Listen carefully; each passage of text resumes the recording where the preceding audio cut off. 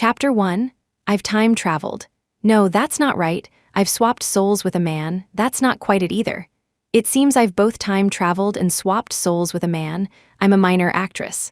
After a falling out with my agency, I decided to sue to terminate my contract. Unsurprisingly, I lost. After that, acting gigs became scarce. Facing years of pressure, I did whatever it took to get by. I've delivered food, waited tables, sold clothes, and even stumbled into being a personal shopper. Finally, I landed an audition for a low-budget web series, playing a minor character who only appears a few times. Coincidentally, the theme of that web series was also soul swapping. In it, I played a college student who bullies the female lead. My character was a master of passive-aggressive remarks and stirring up trouble. Convinced of her own good looks, she constantly belittled the plain-looking protagonist.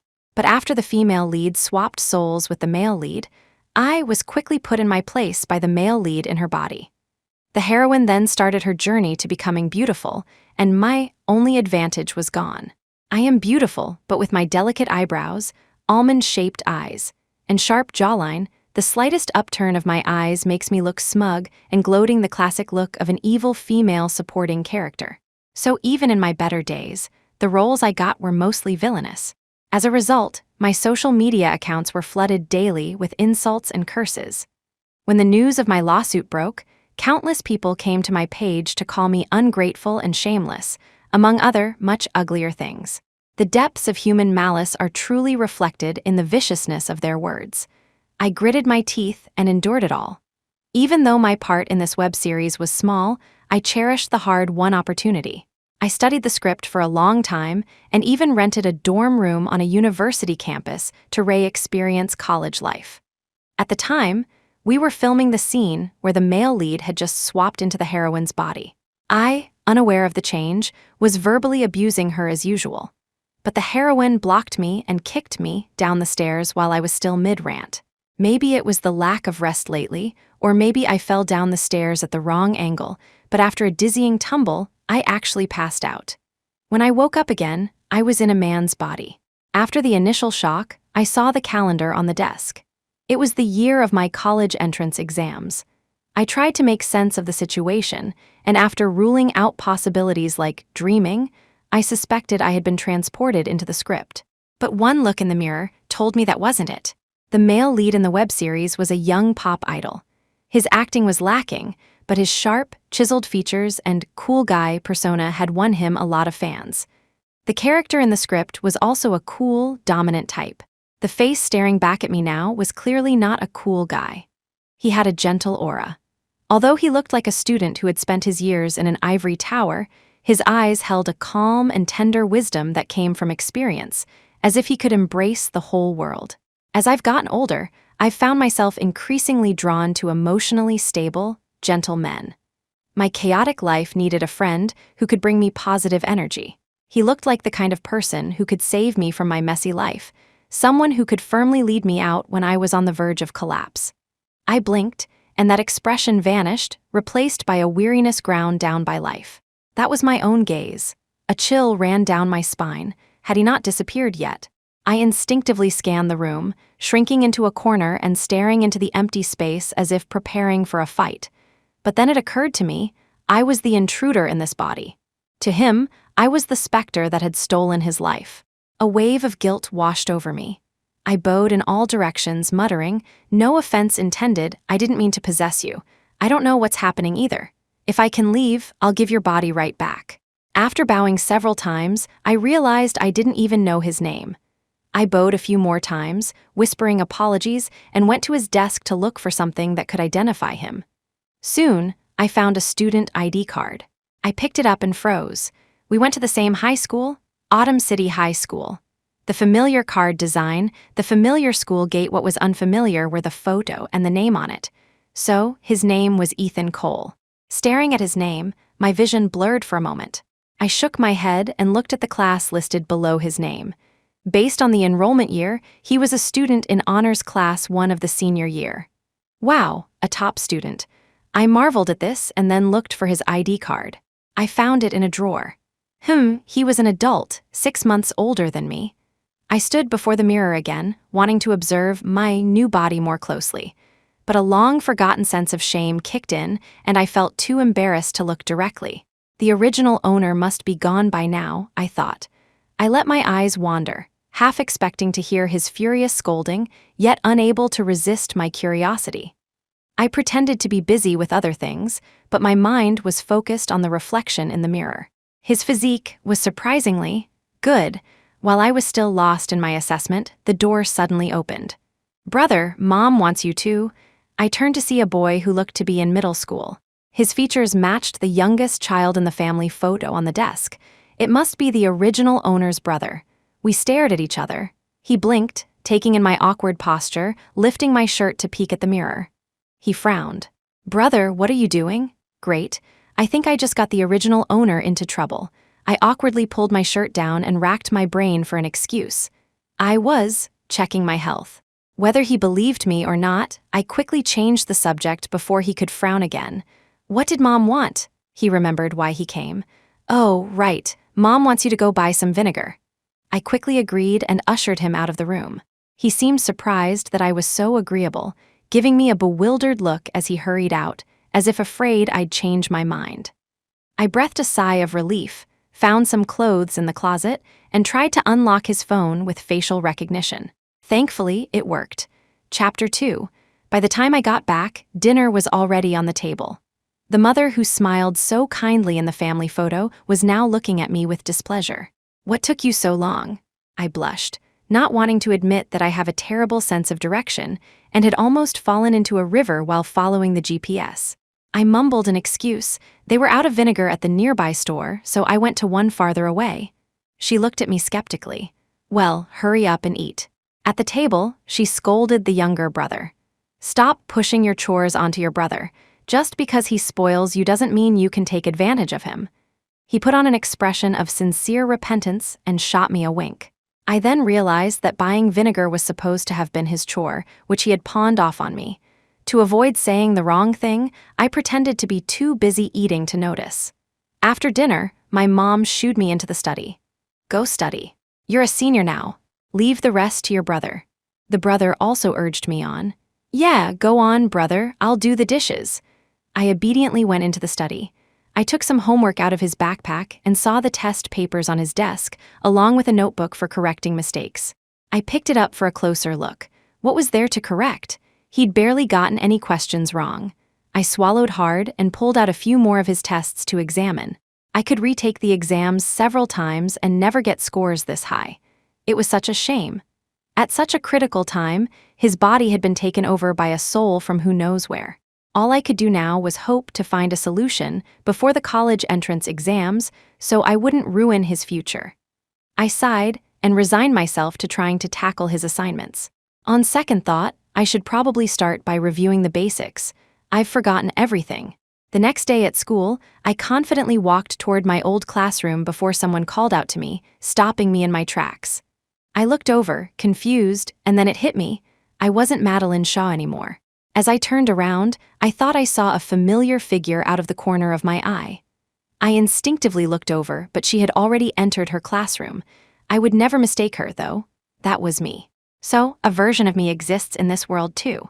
For the first time in my life, I was sitting in a classroom full of top students. The original owner didn't seem to be very social, having chosen a seat in the corner, which saved me a lot of trouble. Still, a few people came over with their workbooks to ask questions. Whatever his previous persona was, I was changing it for him now. I was going for cold and aloof, so I turned them all down. It wasn't that I didn't want to help, I honestly didn't know how. What surprised me even more was how many students in this honors class would openly discuss problems with the teachers, even pointing out their mistakes. Is this what the learning atmosphere in an honors class is like? I swallowed hard again. A few days passed like this. With me acting cold and giving vague answers whenever I was asked a question, the teacher's attitude toward me shifted from trust to concern, and finally to suspicion. He couldn't take it anymore and called me over. "Ethan, have you been under a lot of pressure lately?" I blushed and nodded. The conversation, which was meant to be comforting but was actually full of pressure, ended with the teacher sighing and me meekly agreeing and making promises. And that wasn't all. That evening, my parents came to talk to me. The teacher had probably contacted them. It was the same spiel I got from the teacher earlier. I was suffering in silence, unable to explain the real problem. All I could do was promise again and again that I would get my act together soon. Seeing the worried looks from everyone around me, even my brother, Leo, came to comfort me. But unlike the others, he just said, "It's okay, brother. If you do a little worse, there's less pressure on me." He grinned at me. I said, "Don't worry, I'll work hard." "Hey, no, I mean, you don't have to." I ignored him and turned to leave. Leo followed behind me and suddenly said, "But you really have changed a lot lately." My heart skipped a beat. I stopped and tried to suppress my panic. "What? Because my grades have dropped?" "No," he shook his head. My heart was in my throat. He continued, "You started changing last month." "Last month?" I asked, surprised. "Yeah," he nodded. "Last month, one day, you suddenly looked at me with this really kind expression. You were the same with Mom and Dad, suddenly so mature. I mean, you were always a good son, better than me at least, but last month it was like an explosion of filial piety. You were even pushing me to study hard. It's gotten better recently, though. You finally realized your brother is rotten wood that cannot be carved." "Huh? Why last month?" I wondered silently, but I quickly composed myself.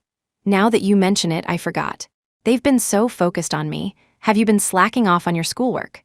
He stopped, and I stopped with him, turning to look back at him with a half smile. He quickly waved his hands. "Brother, you're busy. I just remembered I have something to do." He scurried away, and I didn't watch him go. My mind was now completely preoccupied with what he'd said. Last month. Shouldn't the original owner's change have started just these past few days? What did last month have to do with anything? Chapter 3. I mulled it over, but couldn't make sense of it. I figured it was probably something to do with the original owner and had nothing to do with me, so I set the issue aside. The most pressing problem now was how to subtly persuade me to study hard and, more importantly, to not pursue a career in acting in the future. Back then, under my mother's threats, I didn't apply to art school. However, fueled by my passion for performing, my roommate and I went to Hollywood to work as extras during our vacation. Acting was hard work, and my roommate quickly gave up, but I persisted. Perhaps due to my looks and youth, I was noticed by an agency and signed a contract. At the time, I was ecstatic, thinking I had finally made it. Who knew it was just the beginning of a deeper abyss? In that bottomless pit, I struggled desperately, only to sink deeper and deeper, unable to find a way out. So, I had to stop myself from taking that first wrong step, which would lead to a cascade of mistakes. For the past few days, I had been keeping an eye on Madeline Shaw. Actually, I didn't need to pay special attention. I knew exactly what she was up to with my eyes closed. With the path to art school blocked, she was now trying to get into a directing program and had almost been scammed out of money by an agency. I watched, frustrated, as she was swept up by the swindler's pitch, ready to throw a fit at home, full of complaints about her unfulfilled ambitions. I thought I should find an opportunity to become her friend and then slowly guide her. It wouldn't be hard.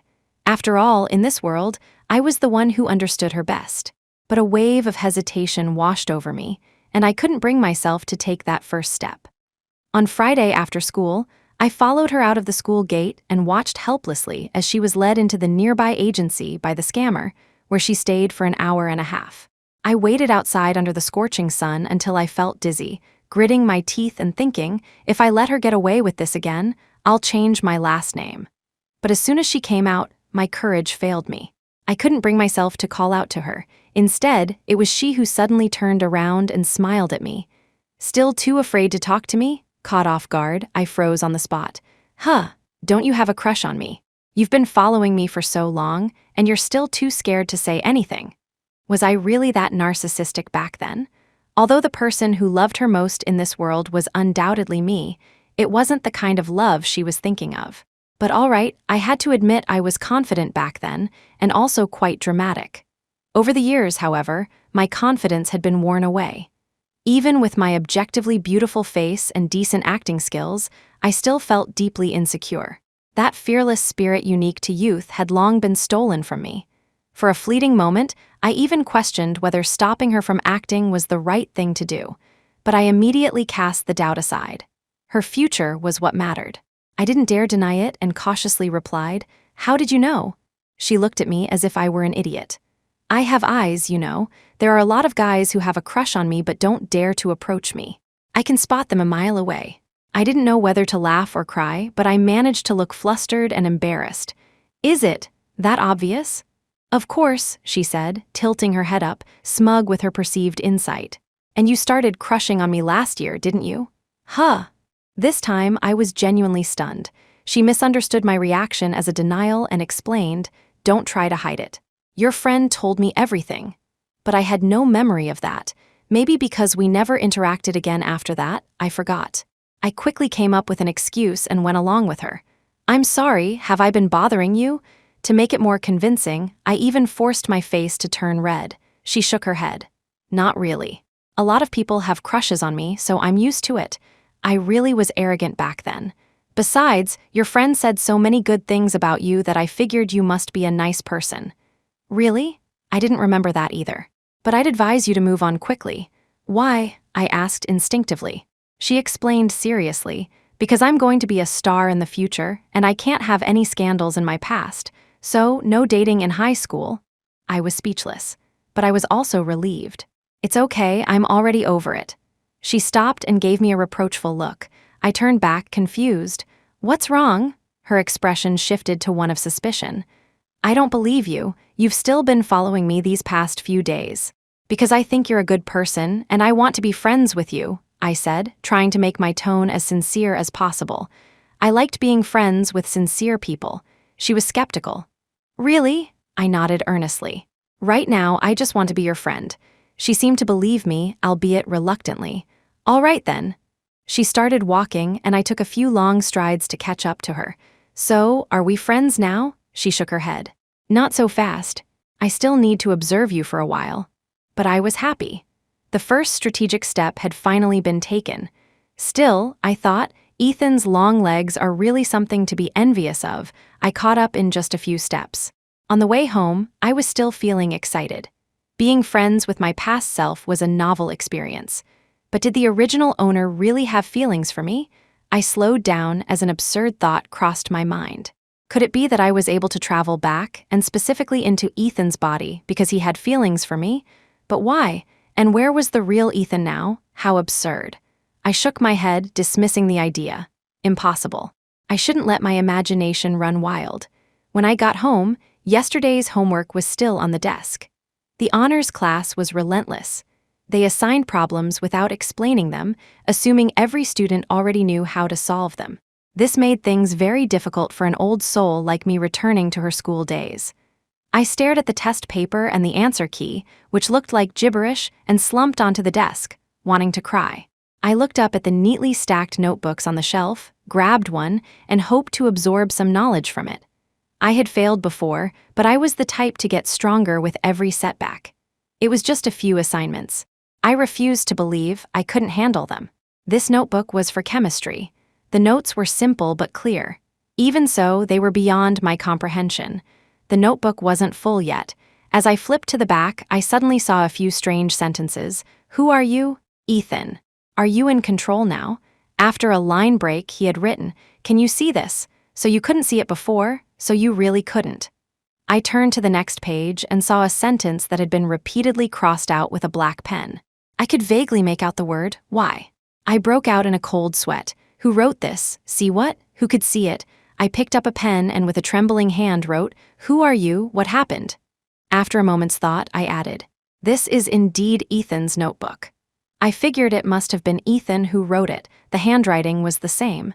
Could it be that, when I traveled into his body, he also traveled somewhere else? Could he have traveled into my body? My future body? I shot up in my seat. It wasn't impossible. The show I was acting in was about a soul swap, wasn't it? But why were we in different timelines? Carefully choosing my words, I wrote another question. "Are you Ethan Cole?" There was no answer. Had he not seen it yet? Or was I wrong, and these were just a friend's prank? I still couldn't find the real Ethan. I waited for a long time, but no new words appeared in the notebook. I started to feel disappointed. I sighed, thinking I should focus on dealing with young Maddie first. Pushing aside my chaotic thoughts, I battled with the homework for a while longer and finally managed to solve a few problems. As I was packing up, I flipped through the chemistry notebook again. An extra line of text jumped out at me. I snatched the closing notebook and flipped it back to that page, my heart pounding. Sure enough, someone had replied. "I'm Ethan. Who are you?" Chapter 4. When I didn't answer right away, he asked again, cautiously, "Are you Madeline Shaw?" My feelings were a tangled mess. The fact that he asked that meant he had indeed traveled into my future body. He asked again, "What's wrong? What happened?" "I was stumped by your chemistry homework," I thought helplessly. I picked up the pen, suppressing the storm of emotions inside me, and wrote, "I'm Madeline Shaw. Have we swapped souls across different timelines?" He replied quickly, but only got as far as the first letter of a word before stopping. I waited patiently. Seeing his hesitation, I prodded, "What's wrong?" This time he wrote quickly, "Nothing, I'm just a little surprised." Feeling like I had found someone who understood, I replied quickly and excitedly, "I know, right? I was surprised too. I never thought something like this could happen." He went silent on his end. I wrote again, "Do you know what's going on? I mean, do you know how to switch back? I don't think I can take the college entrance exams for you." I phrased it delicately, hoping he would understand that if I took the exams for him, his future would be ruined. He wrote slowly, "I'm not sure what happened either. Are you doing okay over there?" "I'm fine. Not many people are suspicious." Except for his teacher. With his grades as a benchmark, his teacher seriously suspected he had been replaced by an imposter and was probably questioning his own sanity. Other people, however, hadn't considered it, perhaps because he didn't interact with others much. "What about you? Are you okay?" I asked him. He hesitated for a moment before replying, "I'm fine too." If he had really traveled into my future self, I understood his hesitation. A struggling actress on the verge of being blacklisted was an easy target for bullying on set. Of course, life wouldn't be good. "Are you filming that show? The school hunk fell for me after we swapped souls." Yes, the title was that straightforward, though it might be changed later for censorship reasons. That was the original book title. He replied with a single word, "Yes." I bit my lip.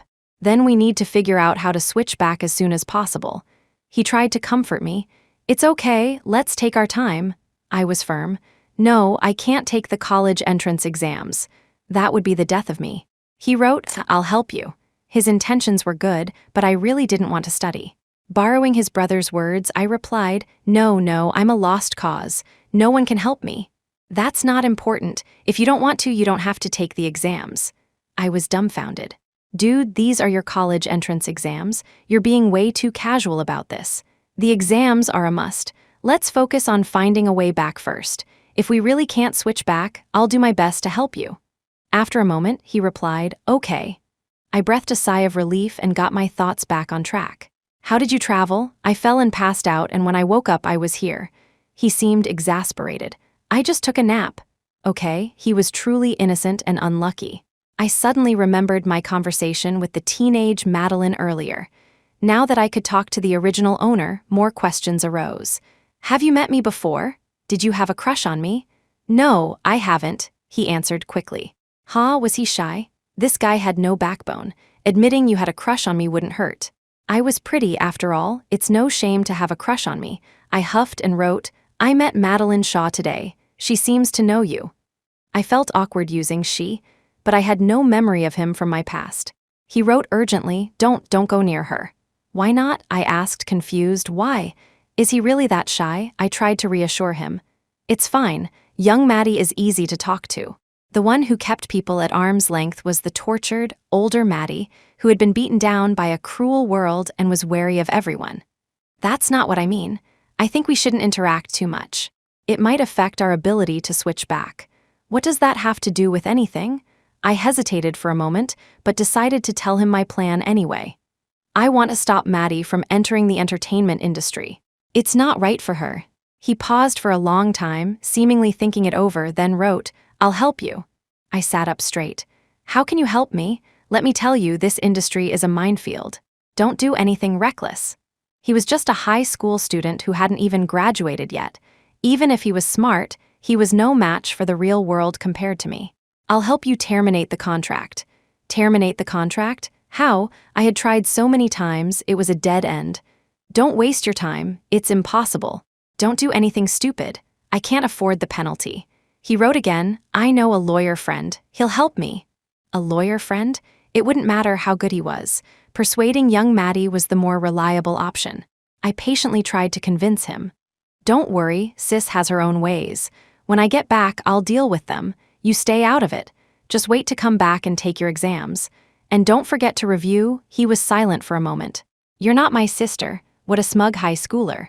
I scoffed and replied, I know you're 6 months older than me, but my mental age is greater than yours. Listen to your big sis.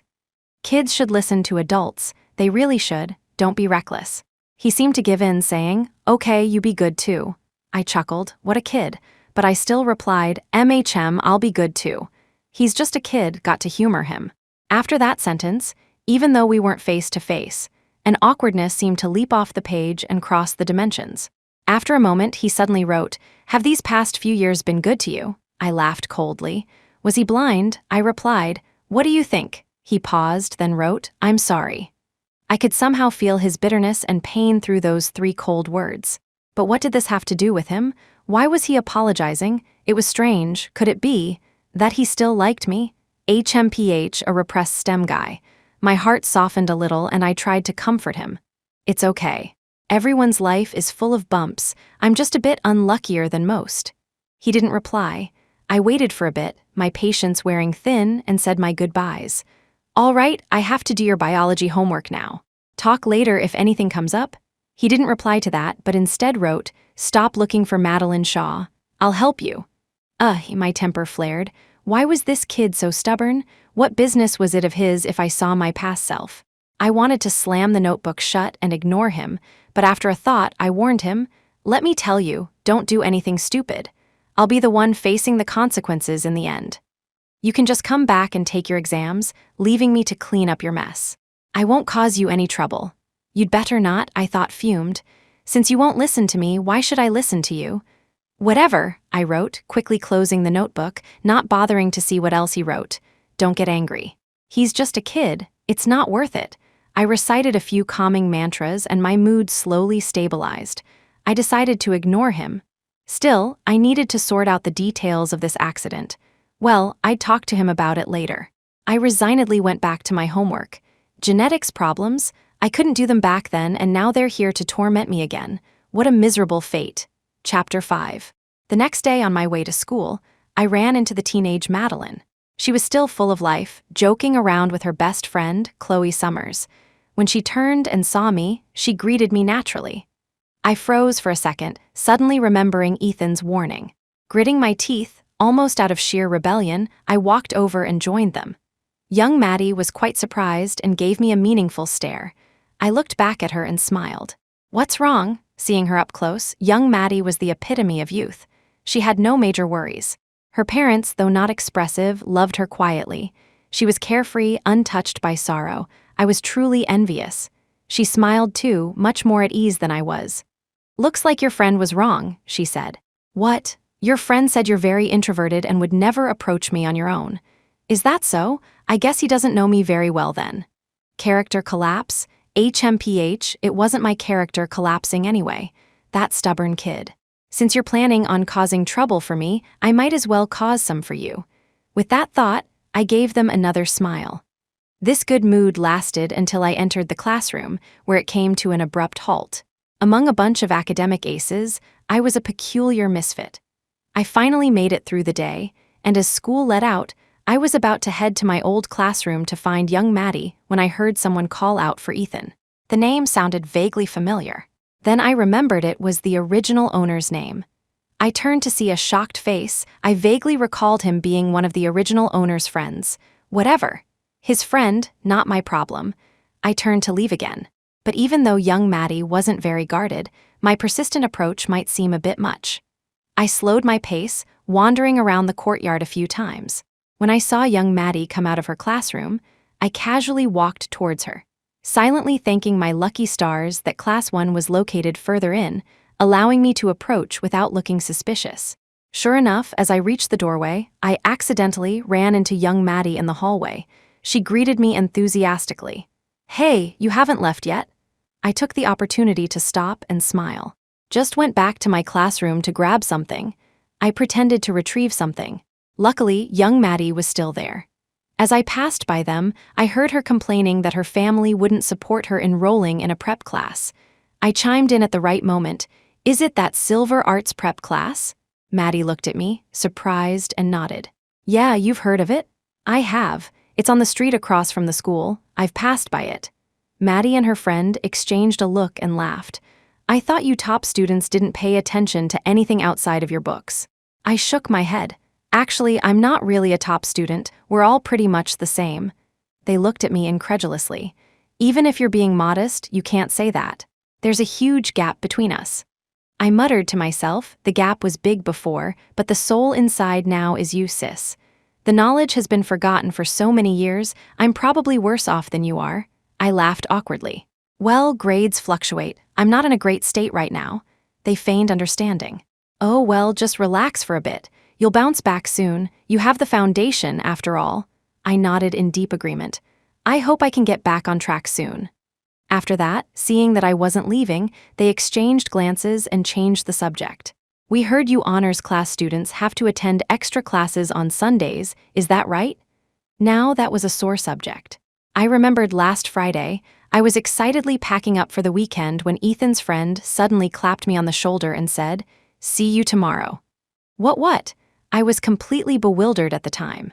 Seeing my confused expression, he asked, "Don't tell me you forgot about the makeup class tomorrow?" I pouted and said to them, "Yes, we do. This school is the worst." "That's pretty rough." Seeing my indignation, they put away their slightly envious expressions. I knew that, back then, I would have seen it as an unfair distribution of educational resources. Sometimes, we didn't even get the same test papers as the honors class. But now that I'd experienced it firsthand, I understood that with great power comes great responsibility, and I was not cut out for it. They chatted about trivial things for a bit longer. Probably because I was there, they didn't get into anything deep. I was also afraid they'd feel uncomfortable sharing personal matters with someone they didn't know well, so I didn't try to persuade Maddie. I just chimed in on their topics and then said my goodbyes. On the way home, I sighed repeatedly. It seemed persuading young Maddie was going to be a long and arduous journey. After stumbling through today's homework, I looked at the notebook on the bookshelf. I hesitated for a moment, but opened it anyway. At the end of the notebook, he had crossed out a few sentences, as if trying to explain something to me, but in the end, he had only written a dry line. "Don't be angry." My heart stirred.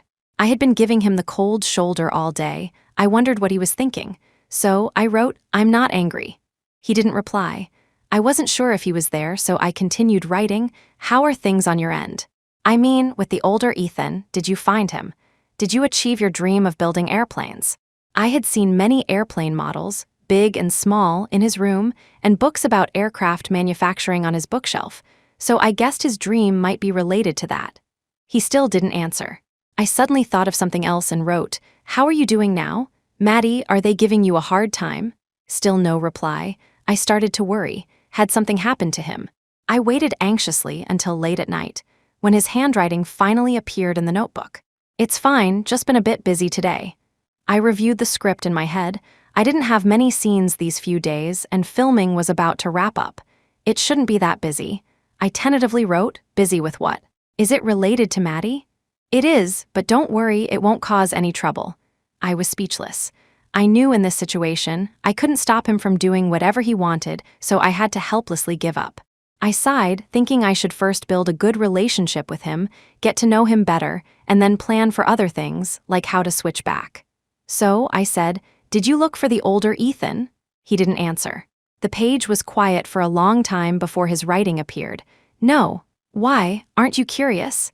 Even if it was a familiar past, I was still interested, let alone an unpredictable future. "There's nothing to be curious about. What will be, will be." All right, the way top students think is always different from ordinary people. It's beyond my comprehension. I gave up asking and remembered the most important thing. Shouldn't we sort out the details of our swap?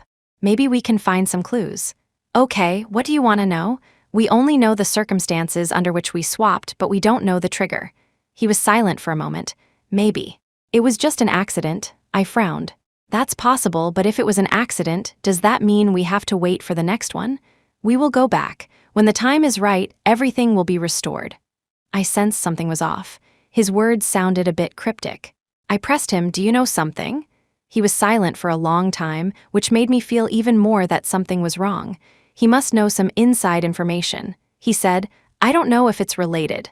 Ha, this kid was holding back.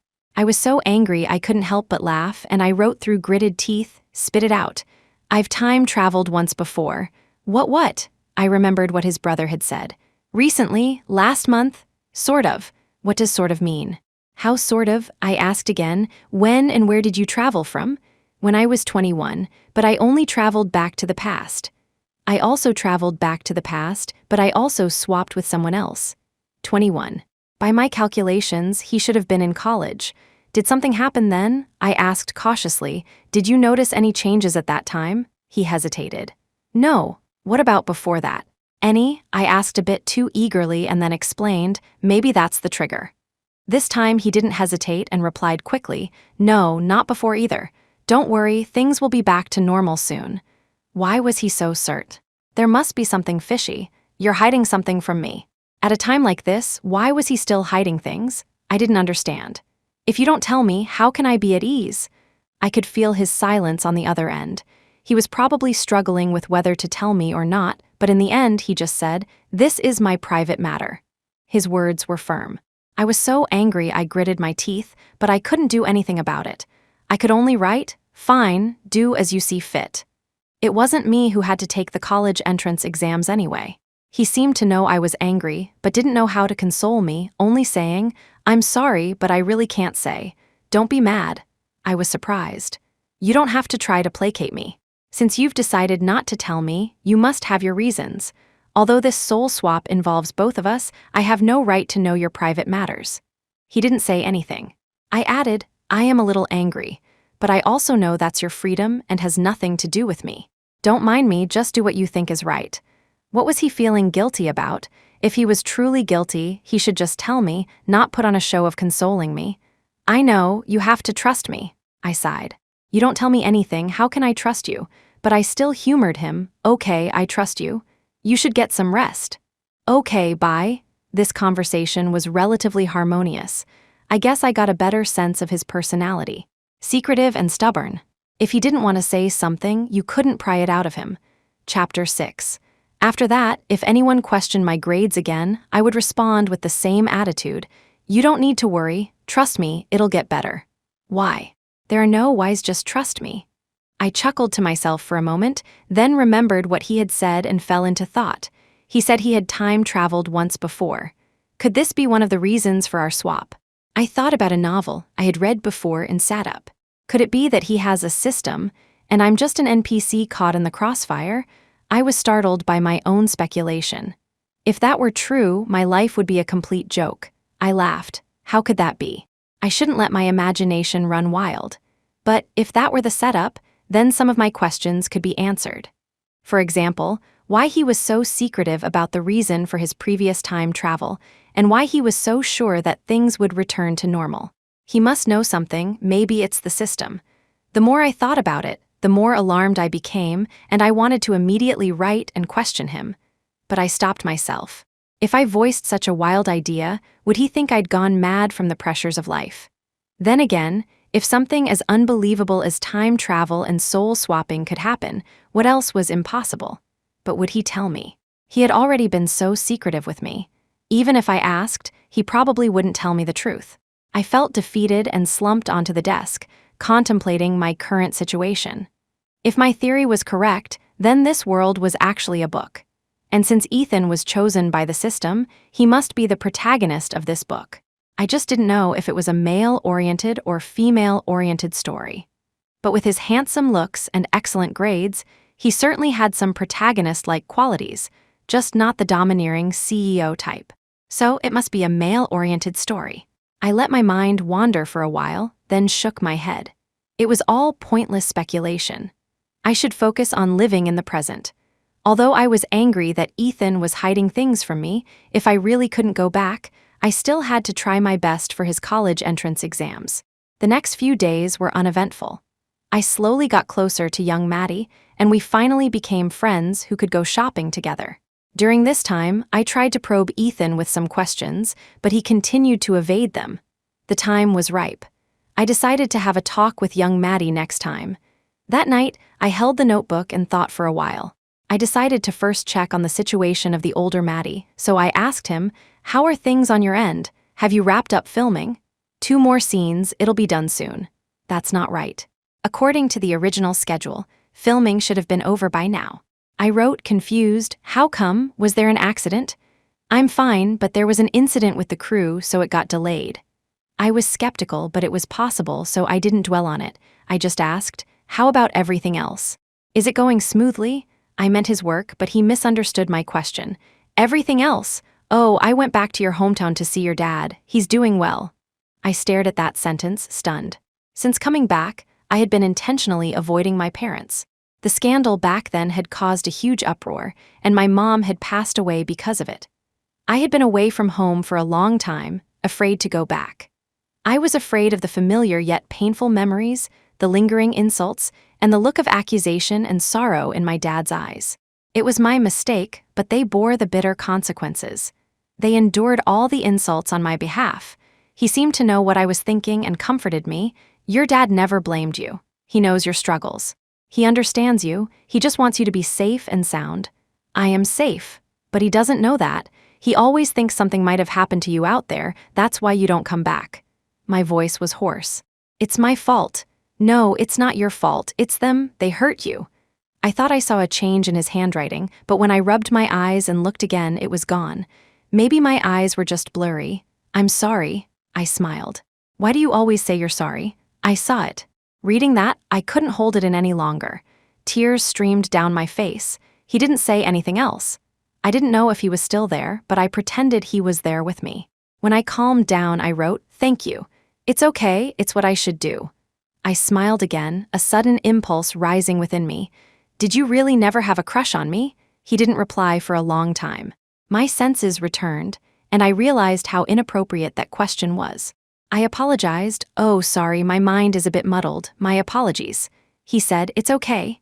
He still wouldn't admit it. I pouted. "Fine, don't admit it." "So, what about Maddie's job?" I finally remembered the important stuff. "What?" I gritted my teeth. What was he pretending for? "Didn't you say you were going to help me terminate the contract?" Knowing his personality, I didn't believe he would listen to me. "You don't need to worry about it. It'll be fine when you get back." What kind of answer was that? What does he mean I don't need to worry? It's my job, I sighed. But I should at least know my current situation. Will I still have a job when I get back? You'll have work. Dude, you're not some domineering CEO. Don't talk like that. I was exasperated, but because he had helped me by visiting my dad, I couldn't say much. I had to swallow my frustration and say, "Okay, I trust you." He was speechless. I felt like he was smug about being able to control me, which made me even more resentful, but I was helpless. "You should get some rest. It's late. Take good care of my body," I said, trying to get rid of him. "Okay, you should rest well too." "Don't worry, I definitely won't ruin your body." Chapter 7. When young Maddie invited me out again, I got ready to meet her. I arrived at our meeting spot, and young Maddie and her friend got out of a car. They gave me a look, and I understood, taking a step back to wait. Only after the car drove away did the two of them walk over to me. Young Maddie clutched her chest and explained, "I didn't expect my mom to drop me off." I told her it was just me and Chloe hanging out. I froze for a moment, then, meeting their questioning gazes, I nodded to show I understood. They were discussing which mall to go to, but I was still stuck on the car that had just left. I hadn't even noticed the familiar license plate. Just as I was thinking, the car suddenly returned and stopped in front of us. I couldn't get out of the way in time and made eye contact with the person getting out. I stood there stunned as she walked towards us menacingly. At that moment, young Maddie noticed something was wrong and turned around. "Mom, why are you back?" The well-dressed woman who had gotten out of the car shifted her appraising gaze from me to her daughter and demanded, "Why do you think I'm back? Do you have any money on you?" It finally dawned on young Maddie. She quickly checked her pockets, and sure enough, she had forgotten her wallet. She sheepishly linked arms with her mother. "Mom, I was wrong." "What were you wrong about?" young Maddie whined. "I shouldn't have been so careless and forgotten my wallet, making you bring it to me. And I shouldn't have lied." She glanced at me, and her mother followed her gaze. Even Chloe gave me a meaningful look. Her mother poked young Maddie's forehead and said affectionately, "Forget it. Where are you guys going? I'll give you a ride." Young Maddie knew her mother had a soft spot for her. Seeing that she wasn't angry, she cheerfully introduced me. "Mom, this is the top student I'm always telling you about, Ethan." I snapped back to reality. Hearing young Maddie introduce me like that felt strange. She was half right. Ethan was a top student, but the current Ethan was not. I had to say shyly, "No, I'm not really a top student. They're exaggerating. No need to be modest. I've heard about you, and I've seen you on the school's wall of honor. You're definitely a top student." I could see that although she was smiling kindly, her eyes were still scrutinizing me. I met her gaze calmly. It wasn't Ethan she was examining, but the grown-up Maddie, a version of me she would never get to see. A sudden sadness washed over me, and I looked away. Young Maddie misunderstood my awkwardness and tried to smooth things over. "All right, Mom, you can go now. We can get there on our own." Forgetting my manners, I quickly said, "It's okay, Auntie. A ride would be much more convenient and safer for us." They stared at me, surprised. I ignored them, hiding the tears in my eyes.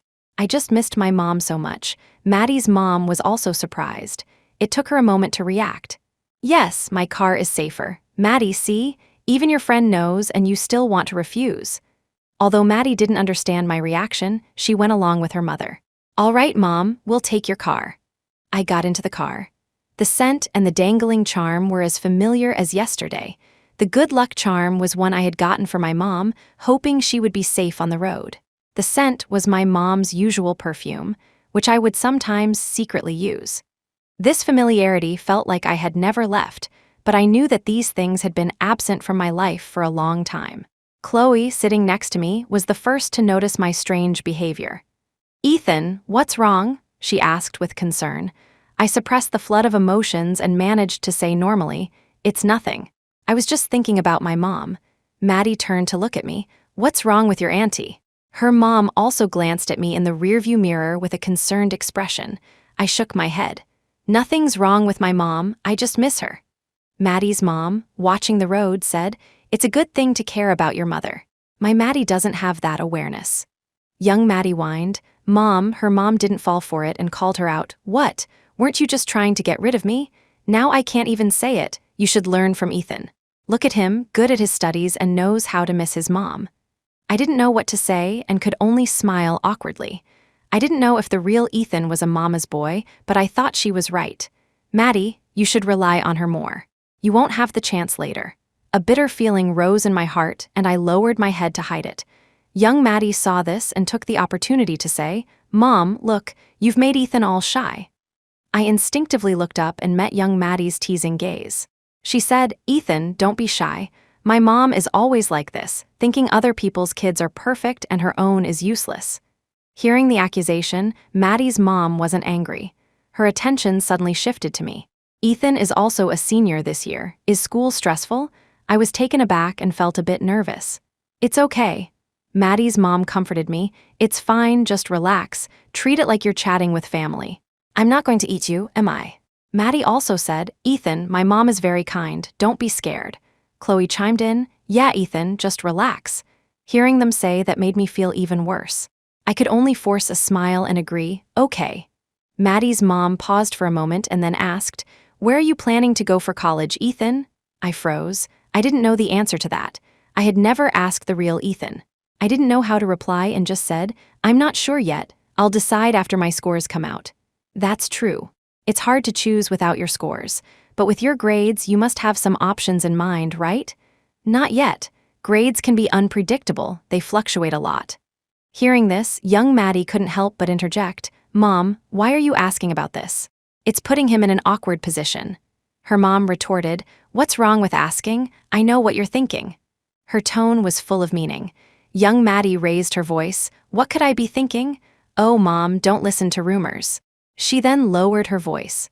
I knew what people were saying behind our backs. There were already rumors that Ethan had a crush on Maddie, and now that we were hanging out so much, the gossip was rampant. When I heard about it, my feelings were a colorful mix. Being in a rumored relationship with my past self was an unprecedented experience. but I couldn't shut people's mouths, nor could I tell them the truth. I could only pretend not to hear it. Young Maddie explained, I just feel like I have a lot to talk about with Ethan. We share a lot of the same views. She gave me a look, signaling for me to say something. I sat up straight and tried to sound as sincere as possible, nodding, yes, we just click as friends. Young Maddie nodded firmly as well. It's like a revolutionary friendship. Her mom looked at us suspiciously and said to young Maddie, revolutionary friendship. You'd be better off spending that energy on your studies. Young Maddie deflated instantly. Then came the usual lecture. I looked at her sympathetically. This scene was so familiar, but I never thought I'd one day be the bystander. Life is truly unpredictable. The mall wasn't far, and we arrived quickly. The three of us got out of the car. As young Maddie and Chloe were laughing, Maddie's mom suddenly leaned out of the window. Maddie, your wallet, young Maddie snapped back to reality and quickly took it. Oh, I forgot again. Her mother gave her a disapproving look, then turned to us and said with a smile, thank you for looking after Maddie. Have fun. Chloe and I nodded. She gave young Maddie another warning look, and young Maddie quickly shooed her away. Mom, I'll be careful. You can go now. Her mom pretended to be annoyed. So eager to get rid of your mother. Fine, I'm leaving. Young Maddie nodded. Go on. Her mother put on her sunglasses and said goodbye to us. I stood there, watching the car drive away, as Maddie's mom slowly disappeared from my life again. Chapter 8. Young Maddie noticed me standing still and tugged at my arm. Come on, Ethan, what's wrong? I snapped out of it and followed them. Your mom is really great. Young Maddie nodded. Yeah, she is. I couldn't help but say, you should treasure your mom. Maddie paused, confused. Why use the word treasure? I forced myself to stay calm. Mothers can't be with us forever, after all. Maddie seemed to understand but said, there's still a long time ahead. Yes, from her current perspective, she had a lot of time with her, but life is unpredictable. Maybe, just like that, she would be gone, and I would never have the chance to say I'm sorry again. I took a deep breath. Actually, maybe your mom is right. Maddie was confused at first, but then she slowly realized what I was talking about. Her friendly expression turned cold. Are you going to lecture me again? I thought we made it clear last time when we talked about the arts agency. Sensing the tension, Chloe quickly stepped in. What's wrong? Why are we back on this topic? We're here to have fun today. Let's not talk about this. I saw how resistant young Maddie was and knew that anything I said now would be counterproductive. I regretted my impulsiveness after seeing her mom. I had to be the one to back down. I forced a smile. I'm sorry, I shouldn't have brought that up. Hearing my apology, young Maddie huffed, turned, and walked away, ignoring me. But kids are quick to forget. Soon, she had forgotten our conflict and was back to her cheerful self. But the issue remained a thorn in my heart, and I didn't know how to bring it up again. When I got home, there were no new messages in the notebook. I felt lost, wondering what my next step should be. Suddenly, there was a knock on my door. I jumped and instinctively hid the notebook. I saw it was Ethan's mother, holding a plate of fruit. I was still lost in my thoughts and wasn't familiar with her. I started to stand up, but then realized it was an unnatural movement, so I just sat up halfway, looking at her hesitantly. Ethan's mom seemed puzzled by my reaction and gave me a reassuring look. It's okay, Mom just saw you studying hard and brought you some fruit. I nodded and forced a smile, taking the fruit plate. Thanks, Mom. I'm not tired. I thought she would leave right away, but she sat down on the edge of the bed. I looked at her, confused. She seemed to be hesitating, not knowing how to start. I had to be the one to ask, What's wrong, Mom? Is there something else? She looked embarrassed. Ethan, your dad and I trust you, but your teacher contacted us a few days ago. I frowned. Why was this teacher so keen on calling parents? Ethan's mom continued. He said that you've been getting close to a girl lately. This teacher was quite the gossip. My frown deepened.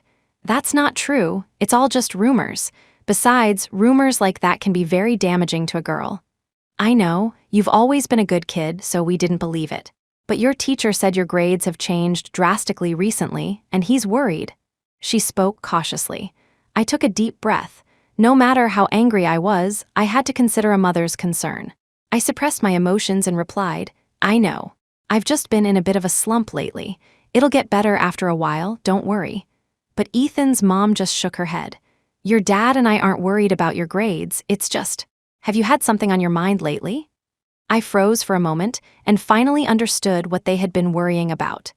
They attributed their son's recent changes to some inner turmoil, but were afraid to ask, fearing they might touch a raw nerve. With the college entrance exams approaching, they were afraid of any unexpected problems.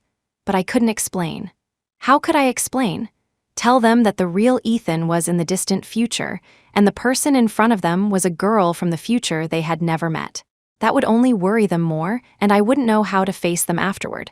I gritted my teeth and decided to continue hiding the truth. I forced a smile again. Hey, what could be on my mind? If anything, it's the anxiety from my grades dropping. It's nothing. After a thought, I added, and it has nothing to do with any girl. The worry in Ethan's mom's eyes didn't fade. My explanation clearly hadn't convinced her, but she didn't press further. She just said, "We believe you. Grades aren't that important. Your dad and I don't care about that. What's most important is you, understand?"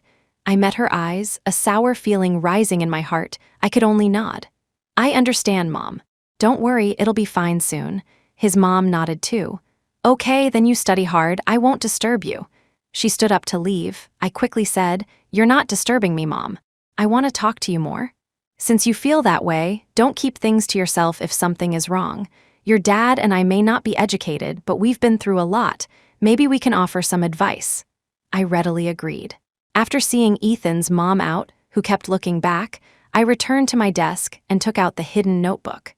The conversation was still a one-sided inquiry from me. He had been busy with something these past few days and hadn't had time to reply. Pushing aside my speculations, I wrote, "Your mom came to talk to me today." What next? Should I tell him about his mom's worries to make him focus on switching back, instead of getting tangled up in my problems out of sympathy? With that in mind, I embellished the story. "Your parents are suspicious of me. They came to test me today." Ethan still didn't reply. I sighed and gave up waiting for the day. That night, I tossed and turned, thinking about Ethan's mom and my mom. A deep sense of unease filled me, unease about Ethan never being able to return, and unease about the tragic future awaiting Maddie's mom. Chapter 9. The next day was the weekend. I waited until I calculated young Maddie would be awake and immediately called her. She was slow to answer. I had to call again. She finally picked up, her voice sluggish. "Ethan, what's wrong?" From the sounds on her end, she was probably unpacking takeout. I wasn't going to beat around the bush. "I want to talk to you about the art school application." There was a pause on the other end, then an impatient sigh. "Ethan, why are you so obsessed with this? What I do has nothing to do with you, does it?"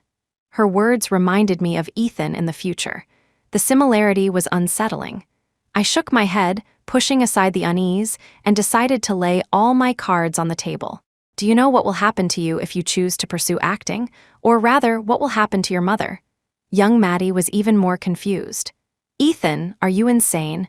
Do you have any idea what you're saying?" I let out a cold laugh. "Don't call me insane just yet. It's about to get even crazier." I knew she was about to hang up, so I rushed to say, "Your mom will die." The other end went silent, but only for a moment. Young Maddie's voice exploded with anger. "Are you sick, Ethan? Did you call me this early in the morning just to curse my mom? If you're sick, go take some medicine," I exhaled. "I'm telling the truth." Young Maddie didn't speak, but I knew a storm was brewing in her mind as she thought of ways to curse me out. So I pushed further. "Maddie, I am you." The words caught in young Maddie's throat. I could picture her stunned expression. "What?" I continued to explain. "I am you from the future." She scoffed. "You're really something, Ethan. To convince me, you'd make up such a ridiculous story. Why don't you just say you're my mom, come back from the dead to haunt me?" I cut her off. "Maddie, you can't say that." She was silent for a long time before she spoke. "My mom won't die, but that's what happened." I waited for her breathing to calm down. "Maddie, I don't want to believe it either. Do you know how devastated I was?" "Ethan." "I'm not Ethan." "Maddie, I'm the grown-up you. How can I believe you?" "Maddie, in the right drawer of your desk, there's a farewell letter. You wrote it last month after a fight with Mom and Dad. They didn't agree with you, so you impulsively wanted to run away from home. You didn't tell anyone about this because you quickly came to your senses and realized how childish it was. Even in this situation, I could laugh at my past immaturity. She was silent on the other end. I smiled. "Do you need me to recite a part of it?" No, you don't, I believe you. From her tone, I couldn't tell if she truly believed me. Maybe her dramatic teenage soul was intrigued, wanting to see what I would do next. But I knew she would listen to what I had to say next, and that was enough. I said, "Do you know how Mom passed away?" She sounded uneasy. "How?" "Because of you," I paused. "And because of me." "Maddie, we are both stubborn." Mom tried to persuade me. She said this path was not easy. I didn't listen. I thought I had the looks and the work ethic, so why couldn't I succeed? She coughed on the other end. I felt her starting to believe me, so I pressed on. "Maddie, have you ever wondered why we click so well?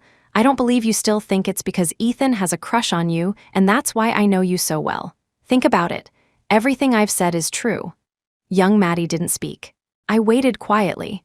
Time seemed to stand still as the painful memories of the past and future replayed in my mind. "Maddie, you still have a chance," I couldn't help but say. Her voice trembled. "I don't believe Mom will die." I let out a breath. "She won't. Not anymore." "Ethan." I didn't correct her this time, just waited quietly. She said, "If I don't go down this path, will Mom really?" Her voice broke at the end. My heightened emotions suddenly subsided. Was this drastic measure the right thing to do? Could it really prevent those disasters? After much consideration, I gritted my teeth and said, "Maddie, you have to let it go. This is not a good path." She didn't speak. I continued, "Maybe. It's impossible to stop you completely, but you really can't go down this path." It was a long time before she spoke again. "I want to know what exactly happened." I fell silent. She seemed to sense it. "You don't want to say?" I shook my head, then realized she couldn't see me. "It's not a good memory. I don't know how to talk about it." Young Maddie insisted, "But I need to know what happened so I can avoid." "The tragedy you're talking about." Seeing my silence, she gently persuaded. "Ethan, since you say you're the future me, what's there to be afraid of? You're just reliving it." "I know it might be painful, but I need to know the truth too. That's the only way I can prepare." I gritted my teeth and began, "Maddie, your plan to apply to art school won't succeed this time." She was silent on the other end. I didn't know what she was thinking, but I remembered feeling quite disappointed when I gave up back then. She said, "I know. I had a feeling. There are too many obstacles, my parents, starting too late. You should know at this point I'm already giving up." Of course I knew, but back then there was still a glimmer of hope. Only when I truly gave up did my restless heart finally settle down. When she fell silent again, I continued, "In college, you'll decide to become an extra." She laughed. "Of course, I knew I wouldn't give up." I cut her off. "Yes, you never learn until you hit a wall." She paused, then said through gritted teeth, "You're quite the sarcastic one, aren't you?" I chuckled dryly. "You're too kind. This time I have to knock some sense into you." She adopted a magnanimous tone. "All right then, what happened next? What made you retreat like this? The entertainment industry is a dark place." "I know that, but you're beautiful." "Of course." I could picture her smug expression. I smiled.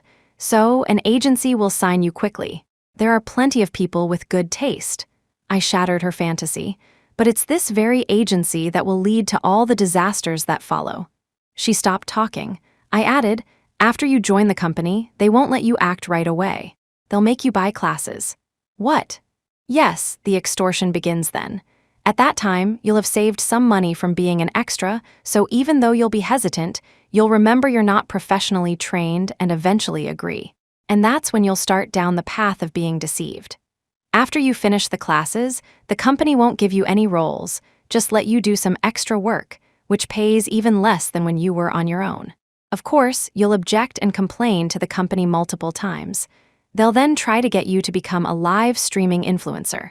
You'll naturally refuse, and they'll threaten to blacklist you.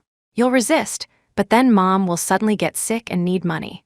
You'll have no choice but to go back to them, but they'll have already investigated you and will use this as leverage." I couldn't bear to continue. Young Maddie pressed, "What was wrong with Mom?" "Breast cancer. It's treatable, but it costs a lot of money. In the future, you must remind Mom to be careful and get regular checkups." "I understand. Hopefully, this time, Mom will suffer less." "What happened after that?" After that, they made even more outrageous demands, even asking you to entertain the boss. You couldn't fight back and wanted to leave. But that god-damned evil company, they scraped together some proof from God knows where and demanded a penalty of over $1 million for breach of contract. Where would you get that kind of money? But you refused to give in and just endured it silently. Why? Because we were naive and easily deceived back then. We went down the wrong path. What about Mom? She had to be cured. It was too late. What? At that time, to force me to comply, the company used AI to swap my face onto a fabricated video and released it publicly. I had no way to defend myself. What was worse, the video made its way back to our hometown. Some malicious people showed it to Mom.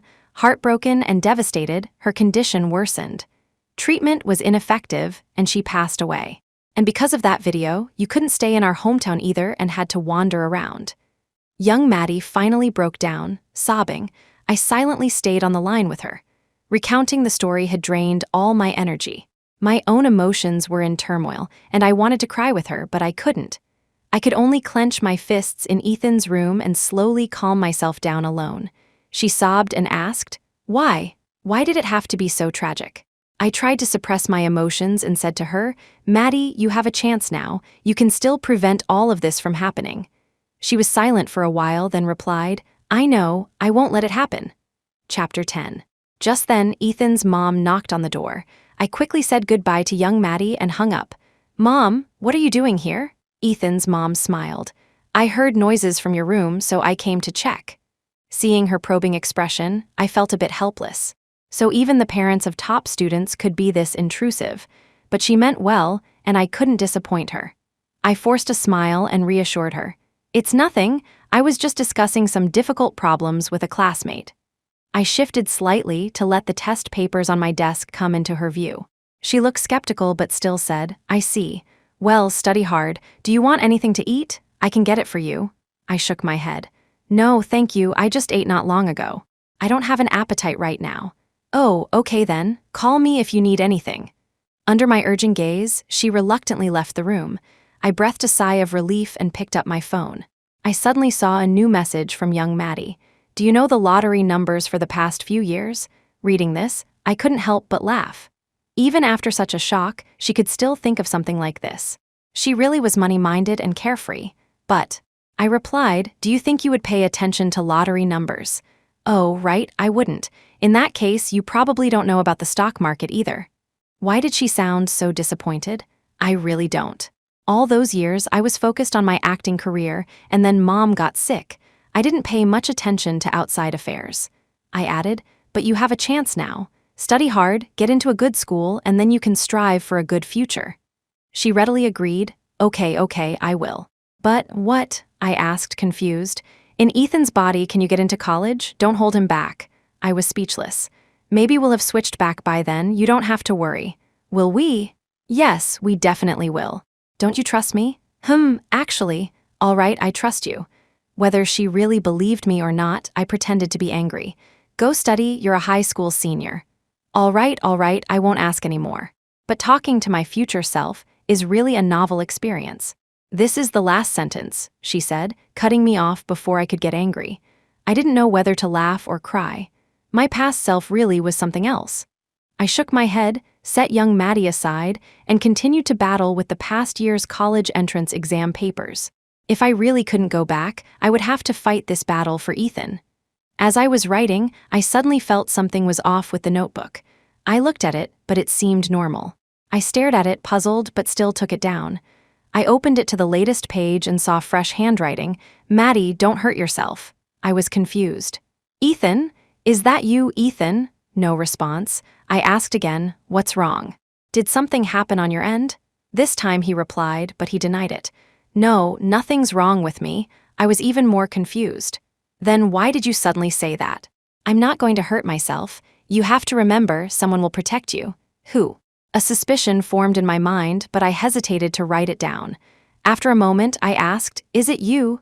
"It's not me," he replied quickly and calmly. "Then who is it? There was no one to protect me before." Protection. All I got before was hurt from all sides. Ethan must have been reading too many CEO novels to use a word like protection. "You won't suffer anymore." I scoffed. He really was committed to this CEO persona. But I quickly wrote, "Do you really know something?" I emphasized, "Don't hide it from me. It's not good for either of us." "I can't tell you." So, he really was hiding something from me. I wrote, "Tell me now or I'll go streaking in your body. You'll be back soon." What? I froze at my desk. How do you know? He didn't answer. I grew more anxious. Dude, do you know how nerve-wracking this is? I'm sorry, Maddie. I gritted my teeth, wishing I could tear him to pieces through the chemistry notebook. Wait, I could tear him to pieces right now, but I would be the one in pain. I gritted my teeth harder. Then I'm going to live stream myself streaking now. Young Maddie was right, you're nuts. This time he reacted, unlike before when he seemed so aloof, mysterious, and self-righteous. He said, "What did you tell young Maddie?" Just what I went through. I remembered his previous warning and suddenly wondered if his reason for stopping me from contacting young Maddie wasn't personal, but some kind of taboo. But it was too late now. It's your fault for not telling me the truth. It's not that I won't tell you, I really can't. It was the same excuse again, but I had achieved my goal, so I had no regrets. If I really stayed here, Ethan would be the one at a disadvantage. I felt a bit relieved and slowly tried to coax him. Then who won't let you tell me? He hadn't answered yet when my phone suddenly lit up. I picked it up and only saw a few words from young Maddie. "I'm still curious." I didn't get to read the rest before I passed out. Chapter 11. When I woke up again, I sat up and looked around. The surroundings were familiar. It was my rented apartment. I got out of bed and rushed to the mirror, trembling. Inside was my shocked face. I held up my hands. They were the hands of my weary, adult self. I opened my phone and saw the date. I let out a long breath. I'm back. I squatted on the floor, covering my face with my hands. After a moment of calm, I picked up my phone and called my dad. He was slow to answer. Perhaps he was hesitant too. Over the years, the gossip of the neighbors, my avoidance, my mother's death, it had all created a growing rift between us. But he still answered, "Hello." It had been a long time since I heard his voice. I froze for a moment until he asked again, puzzled, "Maddie?" "Dad," I said, my voice hoarse. There was no reply from the other end. I felt a little anxious. "Are you doing okay now?"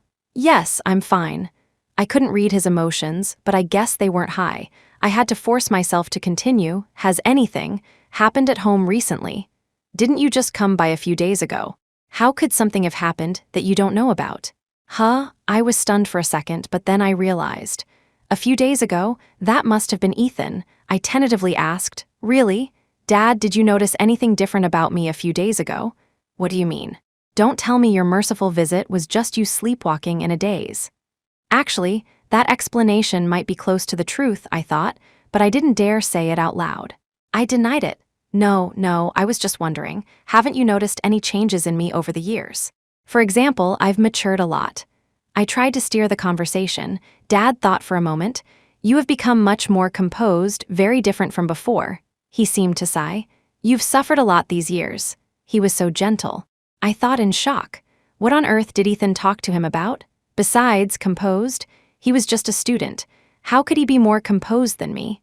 Dad must have not seen me for so long that he had put on a thick layer of a father's loving filter.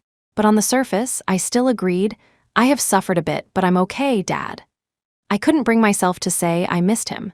In fact, I hadn't dared to think about him these past few years, afraid that he would resent me, and also afraid that he would worry about me. He said, "Maddie." I replied, "MHM." I felt tears welling up. It had been a long time since I heard Dad call me that. "Actually, you were right." What? What was I right about? I gripped my phone tightly, trying to guess what Ethan might have said to Dad. I whispered, "Dad, these years, we've both let each other down. In such a difficult time, I couldn't be there with you. I let you face it all alone. It was my fault. Dad, you did help me." I knew. The extra money in my bank account, I knew who it was from. "Dad, it was me. I was too afraid to go back." In the end, it was my fault. I couldn't face him, so I could only keep running away. The fact that you took the initiative to come find me, I'm very relieved. Maddie, you've finally grown up. Dad will never be someone you have to run away from. Even when I'm old, you can still rely on me. I felt a pang of guilt and agreed. It wasn't really me who went to him.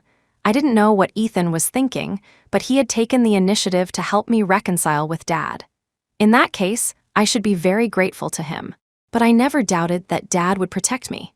Even if he resented me, he would still protect his daughter. It was just that I couldn't get over my own hurdle, always wanting to stay far away. I was so wrong. But then, I suddenly remembered something. By the way, Mom, I remembered again. If Dad was saying this, then nothing had changed. Mom was still gone. I gripped my phone tighter, a chill spreading through my heart. Was it all for nothing?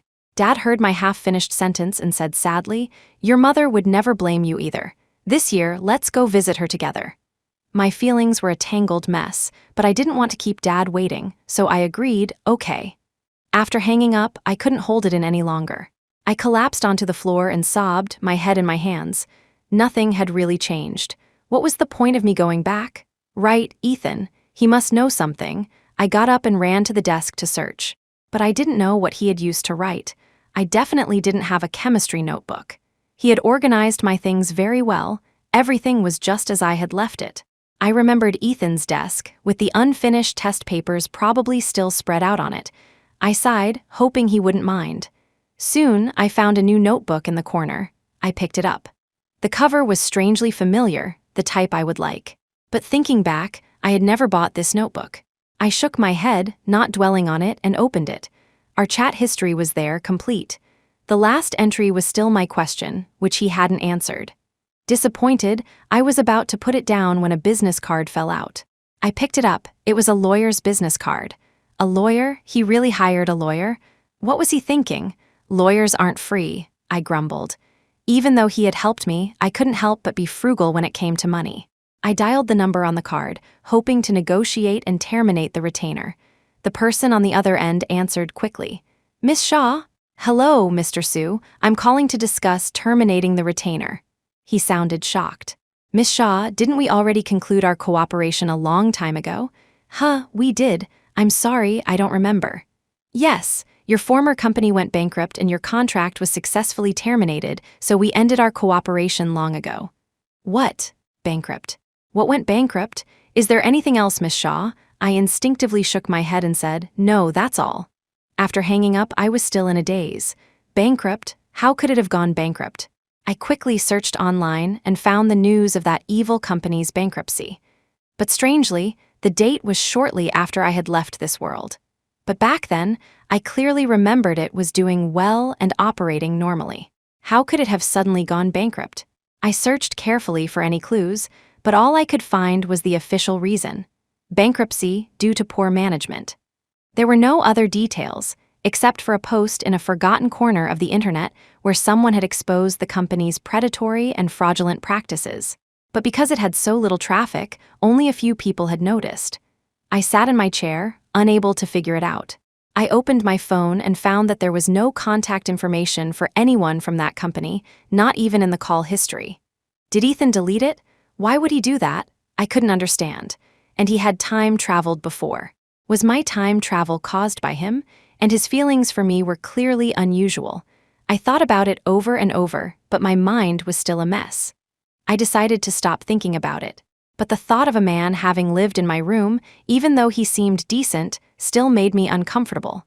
I decided to do a major cleanup first and think about other things later. Chapter 12. This cleaning spree unearthed quite a few things. A new first aid kit in the cabinet, a snack box filled with my favorite snacks, and even my vanity had been transformed. I had been constantly on the move before, so I never bothered to organize it, knowing I would be leaving soon anyway. He had actually helped me organize it and even changed the layout to something I absolutely loved. At first, I was just marveling at his meticulousness and how similar our tastes were. But now, seeing my room becoming more and more to my liking, I couldn't help but feel suspicious. How did he know me so well? Did he not only travel into my body, but also inherit my memories and tastes? The more I thought about it, the more plausible it seemed. But why could he do that and I couldn't? Was he really the protagonist and I just a side character? But he definitely had feelings for me, otherwise he wouldn't have been so attentive. My mind flashed through countless first love novels. But why had he never sought me out? From school until now, I had never seen or heard of this person. I picked up the new notebook and tried to see if I could re-establish contact with him. "Ethan?" As expected, no response. Not giving up, I tried again. "Ethan, can you see this?" Maybe he was busy. Or, more ridiculously, maybe he was still time traveling and hadn't returned to the right place yet. My mind wandered, and I couldn't help but ask a few more questions. Ethan, are you okay over there? How's your mom? How are your brother's studies? There was no reply in the notebook. Thinking of my mom, I wanted to struggle a bit more. If you can see this, can you help me find young Maddie? I want to ask her something. As I wrote this, a bold idea came to me. What if that was a parallel universe with no necessary connection to my own? The cause and effect there wouldn't affect things here. In that case, would Mom be saved in that universe? She would be, right. Young Maddie loved Mom so much, she definitely wouldn't let her repeat the same mistakes. I tried my best to comfort myself. Even if there was just one universe where Mom could live well, that would be a good enough ending for me. The notebook remained silent. The emotional turmoil of the day and the non-stop housework had left me exhausted. Now that I could finally relax, sleepiness washed over me. I couldn't hold on any longer and went to bed. The next morning, I packed my things and went to my dad's place first. I hadn't seen him in years, and he had aged a lot, perhaps due to long-term worry and fatigue. My nose tingled, and I fought back tears. He didn't seem to notice anything different about me, probably because he had already seen the Ethan in my body version of me a few days ago. I didn't know what the two of them had talked about before. Now, sitting on the familiar sofa from my childhood, I felt a bit reserved. Dad went to the kitchen to get busy. On the table was the familiar fruit platter with cut fruit. Although they were all my favorites, they tasted bland in my mouth. The aroma from the kitchen wafted over it was my favorite spicy fish. I couldn't resist and went to the kitchen. Dad was busy at the counter and didn't turn around, but he knew I was there. He smiled, just like when you were a kid, always drawn over by the smell. I forced a smile. Dad finally turned to look at me, still as hopeless as ever. He used to say that to me when I was a child. How did I reply back then? I would always brush it off and say playfully, "Well, I'm going to eat Dad's spicy fish for the rest of my life." Now, I looked up, but I couldn't say those words anymore. I could only manage a sad smile. Yeah, Dad's mood wasn't high either. Seeing my self-pity, he didn't know how to comfort me and just silently continued his work. I didn't want him to be dragged down by my mood, so I raised my voice. "Hey, Dad, after all these years, I still can't make spicy fish that tastes like yours. You have to teach me today." Dad snorted. "Don't bother learning. You're hopeless anyway, what's the point?" "No, I want to learn. If you learn, you won't come back to see your dad anymore." I was stunned, looking at Dad's still busy back, my heart feeling like it was being flooded by a torrential downpour of sour emotions. "You don't even come back now. If you learn, you'll come back even less." I took a breath and shook my head. "No, I won't, Dad. I'll come back often in the future."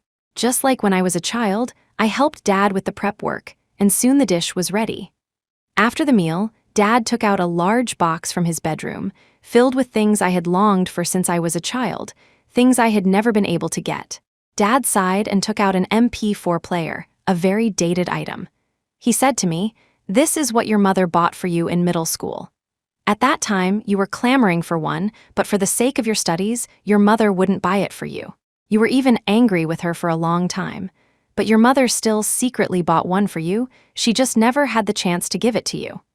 I took the box and looked at the items inside, even a K-pop photo card I had desperately wanted back then. Mom had been against it, but I had still secretly saved up my allowance to buy it. Thinking back now, I had been a willful child all my life, and Mom would never get to see me grow up. I couldn't hold it in any longer and burst into tears. Dad hugged me. "Little treasure, no matter how willful you were, Mom never blamed you. In the end, all she wanted was for you to grow up safe and healthy. Little treasure, it was never your fault. You don't need to blame yourself." I stayed at home for a few days. The familiar environment helped me recover quickly. I remembered that Ethan lived nearby and decided to look for the Ethan of this world to see if I could find any clues. I went to his old house first. Since I had lived there for a while, I found it quickly, but a stranger opened the door. "Who are you looking for?" he asked, looking me up and down. I composed myself and asked, "Excuse me, does Ethan Cole live here?" "Ethan Cole. Don't know him, you must have the wrong place," he said with a puzzled expression. "No, this is the right place, I'm sure of it," I muttered, then asked him to confirm. "Did he move? I mean, maybe he used to live here." "Used to, when?" "The previous owner of this house did have the last name Cole, though. Maybe you got the name wrong." "Huh, what was the previous owner's name?" "How could I have gotten the name wrong?" I had lived with that name for quite a while. The head of the family, I think his name was David Cole. He did have a son named Samuel. His wife's name was Sarah. David used to be my colleague, I remember correctly. The parents and the brother were right, but where was Ethan? I tried to sort things out. Could you think again? Didn't they have an older son named Ethan? No, definitely not. They only have one son named Samuel. Samuel, really no older brother? The man clicked his tongue impatiently. What, you don't believe me? I quickly waved my hands. No, it's just that I seem to remember a boy named Ethan living here. Miss, you must be mistaken. There was definitely no one named Ethan in this family. I was lost in thought but still asked before he could kick me out, then where did this family go? They probably moved south. After they sold the house, we lost contact. Why did they sell the house? I can't tell you that. It's their privacy, I can't just tell you. Do you have their phone number? Could you give it to me? Well, the man looked troubled. I can't just give their number to a stranger. Seeing my anxiety, the man came up with a solution. How about this? Give me your number and I'll ask them. If they're willing, they'll call you back. It was the only way. I immediately gave him my number. The man added cautiously, but I have to warn you, we haven't been in touch for years. I don't know if they've changed their number. I can only try this old number, no guarantee they'll answer. I nodded. Thank you for your trouble. Chapter 13. On my way back from his house, my mind was filled with questions. How could it be? Samuel had no brother, and Ethan wasn't in this family. Could it be that in different timelines, the people or their relationships were different? No, that's not right. Samuel and his parents hadn't changed, and neither had my parents and I. What went wrong? Could it be because Ethan was the protagonist, so he existed in some timelines and not in others? In that case, Ethan was an intruder, an invader of the timeline I had traveled to. But why did he like me there? Could it be that this timeline was the abnormal one? I shook my head, trying to clear the chaotic thoughts from my mind. With my math-challenged brain, I really couldn't figure out such a complex matter. Maddie. What's wrong? I turned at the sound of the voice. It was Dad, looking at me with concern. It's nothing, just some work troubles, I said, taking the groceries from Dad's hands. Don't rush. Now that you don't have the pressure of the penalty, and Dad has plenty of savings, it's enough for us to live on for a while. Don't be in a hurry to find a job. I nodded. MHM. My phone didn't ring all day. I couldn't wait any longer and went to see the man again the next day. He was probably annoyed by me and dialed a number directly, muttering, "It's not that I don't want to help you, it's that they're not picking up." Before he could finish, the call was answered. The man awkwardly responded. I watched his expression change from awkward to impatient, then to shock. Finally, he apologized to the person on the other end, and my heart pounded in my chest. The man handed me the phone. Here, listen for yourself. The owner of this number has changed. I took the phone. Hello? What do you want? The voice was unfamiliar. I explained the situation to the person on the other end and disappointedly handed the phone back. I'm sorry to have bothered you. Seeing my dejected expression, the man said with some sympathy, "Don't be so down. I talked to a friend yesterday and I have a rough idea of where they live. But after all these years, I don't know if they've moved." Hope rekindled in me. "It's okay, could you please tell me?" the man said. "Heck, since I've already told you this much, of course I can. Wait, let me get a piece of paper." I waited for a moment and took the piece of paper from the man, thanked him, and left. Back home, I looked at the paper carefully. The address was remote. I had to search for it on my phone. It was far from home. I sighed, but I was still determined to go and look for them when I had the chance. After all, this was the only clue I had, and I didn't want to lose it. After my dad retired, he rented a stall to sell snacks. For the past few days, I had been helping him at the stall and also went to see my mom. Then I packed my things and headed south, hoping to find something. Outside the train window, mountains rose and fell, and ducks in the river flashed by. For so many years, I had never stopped to appreciate the scenery around me, always busy. Now, I could finally take a breather. Although I still felt a little uneasy, it was much better than the past few years. The train arrived early the next morning. I followed the crowd off the train, and looking at the unfamiliar place, I took a deep breath and strode forward. After dropping off my luggage at the hotel, I set out to find the address on the paper. The family opened the door, and sure enough, it was the familiar Cole family. I smiled happily. Hello? The mother who opened the door looked at me, puzzled. Hello, who are you looking for? I paused for a moment.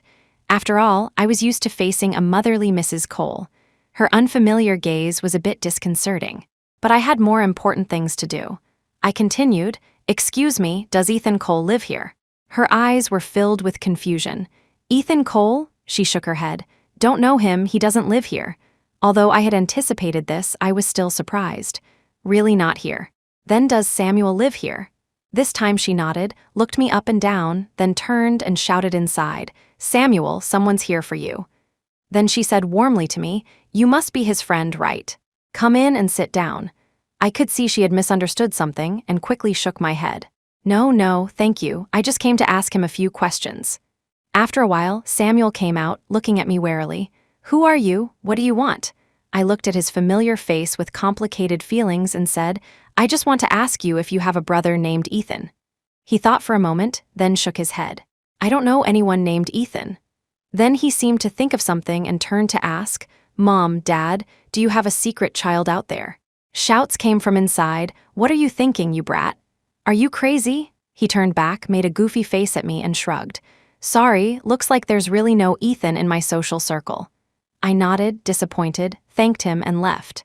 Walking on the deserted street, I thought, maybe Ethan really doesn't exist in this world. I sighed and sat down to rest under a large tree at the intersection. Suddenly, an old man next to me asked, Miss, are you looking for someone named Ethan Cole? I was incredulous and looked at him with joy. You know him, he nodded. Know him, he was the most stubborn of all my customers. I asked, confused, customers, are you a businessman? He seemed a bit proud but said modestly, just a small business, nothing to mention. I twitched my lips and played along, then may I ask what this small business is? He was being mysterious. Although the business is small, there's a lot of knowledge in it. I nodded, playing along, it sounds like a very impressive business. He stroked his short beard, very pleased with my flattery, and laughed, You're quite an interesting young lady. I smiled even more obsequiously. Then could you please tell me what small business you and Ethan were involved in? He shook his head. The time is not right, I can't reveal the secret. I gritted my teeth. Then when will the time be right? He smiled. The next time you find me. As he spoke, he was about to leave with his small stool. I quickly stood up and asked, Where are you? How can I find you? He shook his head. We'll meet when the time comes. Then do you know where Ethan is now? That foolish boy is long gone from this world. I froze for a moment and pressed, Why? He said, to save someone's life. I watched his back gradually disappear and stood there, stunned. Was that person, me, Chapter 14. On the way back, I stared at the receding scenery, feeling utterly lost. What kind of cause and effect could lead to Ethan's disappearance? I couldn't figure it out. The train swayed rhythmically. The past few days of travel had been exhausting. In such a noisy environment, I gradually fell asleep. When I woke up again, I found myself in an unfamiliar place. The green scenery outside the window was gone, replaced by a sky full of falling snow. I felt weak and dizzy. I struggled to sit up from the bed and saw what looked like a college-aged Maddie walking in with a glass of water. Seeing my state, she frowned. Why are you up? You have such a high fever. Lie down and rest. I stared at her blankly, for a moment thinking I was in a dream. But when I came to my senses, I sadly realized that I must have time traveled again. With mixed feelings, I took the glass of water from her and tentatively asked, Maddie? She let out a confused "Hm," and then smiled. What's wrong? Did the fever fry your brain? I felt a mix of emotions. I wished it was just the fever. The terrible suspicion was slowly forming in my mind. To suppress my panic, I took a sip of water. It was bitter. She took the empty glass. I looked at the unusually gentle Maddie and asked timidly, Why are you being so nice to me? She didn't know whether to laugh or cry. What? Is it a bad thing that I'm nice to you? I slowly shook my head, thinking to myself that this was indeed not a good thing. Who falls in love with themselves? She added, Besides me, your actual girlfriend, who else would take care of you so gently? I closed my eyes in despair and collapsed back onto the bed. What kind of mess was this? She looked at my actions, confused, and said angrily, What's with you? You're not happy that I'm taking care of you. I waved my hand weakly. No, I'll never forget your kindness. I just feel so sick. She was speechless for a moment, then replied through gritted teeth, Then you'd better get some rest. She turned to leave, but I suddenly remembered something and called out to her, Maddie. What is it? She snapped, turning back. I propped myself up and asked her, did I ever tell you not to become an extra? She blushed a little. How did you know I wanted to be an extra? I pressed my lips together. It seemed this world was not connected to the previous one I had traveled to. Seeing her confused and shy expression, I made up an excuse. I just guessed. I didn't think I'd be right. She said in surprise, we must really be on the same wavelength. I stopped her. No, even if we are, you can't go. Why? She asked, dissatisfied. I rubbed my throbbing head and said to her, I'll explain it to you later. All right, get some rest. She was still a little worried, so she didn't press further. The room fell silent. I thought about my current situation. It was a tangled mess. I sighed. I would just have to take it one step at a time. After resting for a while, I felt a bit better. I got out of bed and searched for the chemistry notebook in Ethan's room, but the Ethan here apparently hadn't brought it with him. I rummaged around, but didn't find anything unusual. I could only take a blank notebook and try my luck. I went out to take my medicine and sat on the sofa. Thinking of my seriously ill mother from before, I sent a message to Maddie. Maddie, is your auntie doing okay? She replied with a question mark. Why are you asking about my mom? She's fine. Then she added, puzzled, dude, did your brain really get fried by the fever? I thought for a moment and replied, no, I just remembered I have a friend who works at the hospital and could get your auntie a checkup. I was thinking of inviting you both tomorrow. There was a pause on the other end, as if she was thinking. After a while, she replied, all right, I'll ask my mom out tomorrow. But I haven't told my mom I have a boyfriend, so you'd better hide well. I agreed. The next day, after much thought, to avoid being exposed, I could only send her the hospital address, have her make an appointment, and let them go without me. I would wait at home. In the afternoon, I was waiting anxiously, afraid that something might go wrong. Maddie finally replied, I'm fine and my mom's fine. Thanks for this. I breathed a sigh of relief. Then she added, why are you so concerned about my mom? Shouldn't you be concerned about me? I replied, well, she is your mother. After typing that, I got goosebumps. That's true, you're quite the considerate one. I could even imagine the curve of her lips. I thought for a moment and reminded her again, make sure your auntie gets regular checkups, don't forget. She didn't reply on her end. I added, you too. I know, she replied. When I got home, I opened the previous notebook. I wasn't expecting anything, but to my surprise, I saw a reply. Are you Maddie? I was ecstatic. Yes, are you Ethan? It was a long time before he replied. Yes, I am. I've traveled into your body again, this time in college. But at least I didn't have to prepare for the college entrance exams. At the rate of the last time, I should be able to go back before the final exams, but he seemed very confused. Again, I was puzzled. Yes, did you forget? My hand slowed down as I wrote. I asked him, you don't know, do you? I really don't. My heart skipped a beat. What was going on? Was that another world? I asked. What time is it where you are? It took him a long time to reply, before you started college. He went back again. He was traveling back in time, and I was traveling forward. That must be the situation. I suddenly remembered what Samuel had told me about the time Ethan started to change, and Ethan's repeated evasiveness. His secrecy meant he must know something. I asked, is this your second time traveling? He hesitated for a moment and replied, no, this is my third. I was stunned. Why was he so forthcoming this time? I tentatively asked again, then why did you travel this time? He didn't hold back this time. To save you? As expected, I had a faint suspicion of this answer, but he had traveled so many times. Was I really that hard to save? How did I die? I asked with difficulty.